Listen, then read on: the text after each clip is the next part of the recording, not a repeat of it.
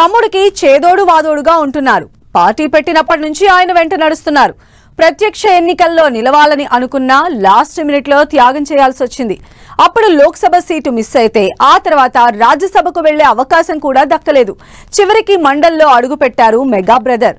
ప్రజాక్షేత్రంలో గెలిచి చట్టసభల్లో అడుగు పెట్టాలనుకుంటున్న ఆయన ఇప్పటి నుంచే ఏదో ఒక సెగ్మెంట్ లో పని చేసుకుంటూ పోవాలని అనుకుంటున్నారట. ఈ నేపథ్యంలో ఆయన ఉత్తరాంధ్ర పర్యటన ఆసక్తి రేపుతోంది. వచ్చే ఎన్నికల్లో నాగబాబు పోటీ అక్కడి నుంచేనా?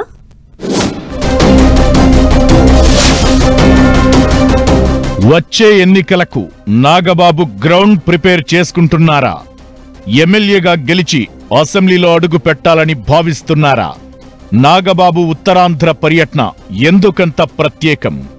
రాజకీయాల్లోకి రావడం వేరు, ఏదో ఒక నియోజకవర్గాన్ని ఎంచుకుని అక్కడి నుంచి టికెట్ సంపాదించి ఎన్నికల బరిలో నిలవడం వేరు. చాలా మంది నేతలు తమకంటూ ఓ నియోజకవర్గం లేక తమ సొంత సెగ్మెంట్లో ఈక్వేషన్స్ కుదరక ఎన్నికల్లో పోటీ చేయలేరు. అలా అని పాలిటిక్స్ కు దూరంగా ఉండలేని పరిస్థితి. Mega brother Janasena MLC Nagababu situation కూడా ఇదేనట.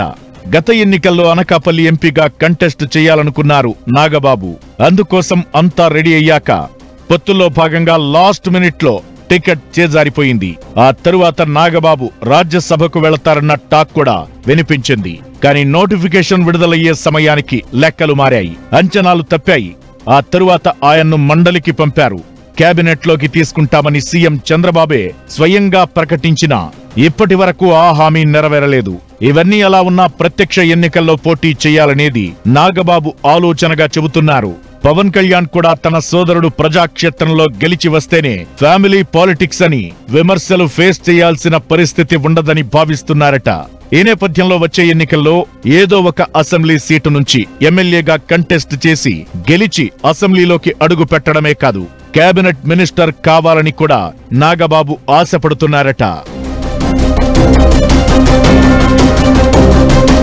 జనసేనలో మెగా కాంపౌండ్ నుంచి నాగబాబు ఒక్కరే యాక్టివ్ గా ఉన్నారు.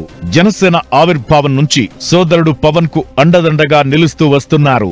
2019 ఎన్నికల్లో పోటీ చేశారు. తొలిసారిగా నరసాపురం పార్లమెంటు స్థానం నుంచి జనసేన అభ్యర్థిగా పోటీ చేసి వైసీపీ అభ్యర్థి రఘురామకృష్ణంరాజు చేతిలో ఓడిపోయారు. ఆ ఎన్నికల్లో ఓటమి తరువాత కొద్దికాలం పొలిటికల్ గా సైలెంట్ అయ్యారు. 2024 ఎన్నికలకు ముందు యాక్టివ్ గా పనిచేసి కూటమి బంపర్ విక్టరీలో జనసేన విజయంలో తన వంతు పాత్ర పోషించారు నాగబాబు.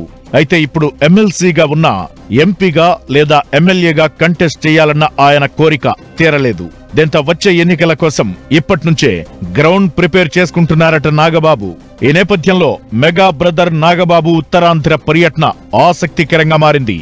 ఆల్ ఆఫ్ సడన్ గా నాగబాబు శ్రీకాకుళం జిల్లాకు రావడం, స్థానికంగా ఉన్న జనసేన నేతలతో కలిసి 2 నియోజకవర్గాల్లో పర్యటించడం చర్చకు దారితీస్తోంది. శ్రీకాకుళం, ఎచ్చెర్ల అసెంబ్లీ నియోజకవర్గాల్లో నాగబాబు టూర్ కొనసాగింది. ఈ 2 చోట్ల కూటమి ఎమ్మెల్యేలు ఉన్నారు. అయితే నాగబాబు పర్యటనలో కూటమి ఎమ్మెల్యేలు కనిపించలేదు. ఫ్యూచర్ ప్లాన్స్ లో భాగంగానే నాగబాబు శ్రీకాకుళంలో పర్యటించారన్న టాక్ బయలుదేరింది. ఎచ్చెర్ల సీటు మీద నాగబాబు ఫుల్ ఫోకస్ పెట్టారని అంటున్నారు. ఇక్కడ పెద్ద సంఖ్యలో కాపులు ఉండటం కారణమంటున్నారు. ఎచ్చెర్ల సీనియర్ టీడీపీ నేత మాజీ మంత్రి కళా వెంకట్రావు ఇలాకా. మొన్నటి ఎన్నికల్లో ఇక్కడి నుంచి పోటీ చేయాలని కళా అనుకుంటే టీడీపీ అధిష్టానం ఆయన్ను చీపురుపల్లికి పంపించింది.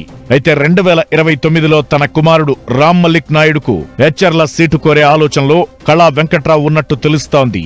విజయనగరం ఎంపీగా ఉన్న కలిశెట్టి అప్పలనాయుడు కూడా ఎచ్చెర్లకు చెందినవారే.